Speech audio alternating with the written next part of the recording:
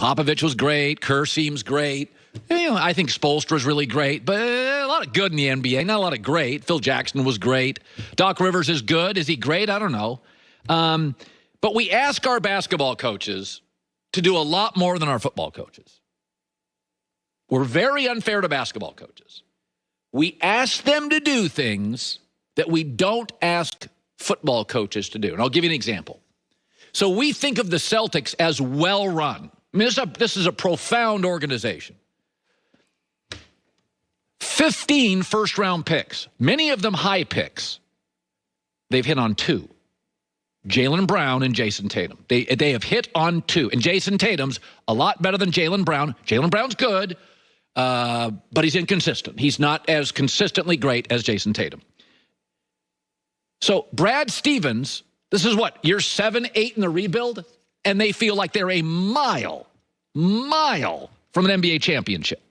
You see, in the NFL draft, you get 23-year-old men. They've played college football minimum 3, mostly 4, often 5 years. Mostly from big programs. They're well coached, training tables, elite staff. Ohio State, Bama, Clemson, Oklahoma. These kids are ready to play. So I understand accumulating draft picks in the NFL. Like, I get that. In the NBA, you get a 19-year-old, sometimes from high school, overseas, G League, or briefly 1 year of college basketball. Meaning he is not physically close to playing, and frankly, who at 19 is ready to play in a professional league? I wouldn't have been. I was pulling fire extinguishers in high school hallways. Give me a break. In the NBA, we want our coaches to be developers. The hell? You don't have 4 years to develop people. You get fired. I mean, Boston is an organization without chaos. Danny Ainge's been there a long time. Brad Stevens a long time. It took Jaylen Brown, one of the 15 first-round picks that worked, 4 years to pop. Can you imagine Urban Meyer having to wait for 4 years until Trevor Lawrence could go 25 of 32 with 3 touchdowns and no picks? He'd be out of job. He'd be fired. We ask our NBA coaches to be 48% coach, 12% babysitter, 36% developer of talent. We don't ask our NFL coaches that. You hire an NFL coach, you go draft. I mean, what you'll see with a lot of NFL general managers, they like drafting players from Bama, Georgia, Ohio State, Clemson, Oklahoma, the big dogs. Why? Because those are like NFL training tables in college, NFL facilities, NFL weight programs. I mean, those kids are ready to play when they get there. Coach doesn't have to babysit them. These NBA kids can't even drink at the bar. They can't drink at the bar at the Ritz-Carlton they stay in. And by the way, 15 first-round picks Brad Stevens has had to deal with, all of them, and 2 have made it. But that's a big ask. That is a big ask for these coaches. I'm watching last night. The minute Jason Tatum is off the floor, Boston is painfully untalented. Marcus Smart's one of their best players. He can't shoot. They're painfully untalented. So I just think, we ask NBA coaches to do things we do not ask NFL coaches to do. 15 draft picks, most of them great first-round picks high, hit on 2. But we've asked Brad Stevens, you got to develop them. I mean, you wonder why it's a turnstile in the NBA for coaches. We're asking them to do things we don't ask football coaches to do. I mean, good God, even the way the contracts are set up. You could cut Tom Brady tomorrow. You just have a cap hit. You can cut anybody anytime you want. So in the NBA, you got to make sure you get along with a star. I mean, Brad Stevens, great coach. Flaky Kyrie comes in. It doesn't work. I mean, Kyrie bailed on LeBron. He thinks the earth is flat. He doesn't work with Brad Stevens. Do we blame Kyrie? No, we blame Brad Stevens. In the NFL, at least the coach is like, Antonio Brown's a little off. We blame him. In the NBA, Brad Stevens wins everywhere, has a bad year with Kyrie. Kyrie has a history of just taking sabbaticals midseason, and we're like, it's Kyrie's great. Brad Stevens can't coach. We are tough on NBA coaches. And I'm watching Boston last night. You couldn't take Jason Tatum off the floor. It was like a bad YMCA afternoon. So I don't think either of these teams are championship teams, but before we got everybody run out of town, take a deep breath. I mean, I was telling my staff this morning, is on my staff here, this is nobody's first job. Joy Taylor had done radio in Miami for years, and she was on another show at a network, and then Joy comes in. And my staff, people have worked in New York, L.A. We used to have a writer for Kimmel, The Onion. It's nobody's first job. If I was an NBA coach, I'd have a staff. That's my first job. Oh, can you go down? No, I can't go. I can't even walk through the bar at the hotel. I mean, but the show would be, it'd be a mess. Forget content. I'd be teaching people how to do a show.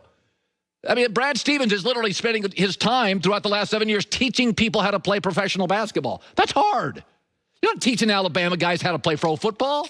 They just had Nick Saban. You're not teaching. And make my prediction. We'll put it on tape, film. What game do they start? When do they start? And when do they win?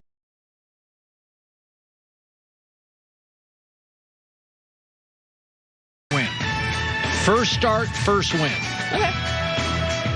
Give us a lot of thought this morning. And I got to go look at the Jets schedule again. Looked at all of them today. The Mac Jones is interesting because, as I've said, I do think, I'm on an island on this. I think New England and Cam are going to win ugly a lot this year. And I think you're going to look up. It's going to be a 10-11 win team. And they're not Buffalo. They're going to be a wild card team. But everybody opts back in. Went and I think they solved some tight end wide receiver issues. They're not great, but they're certainly at least average. And Cam now's in the system a second year, played decent down the stretch.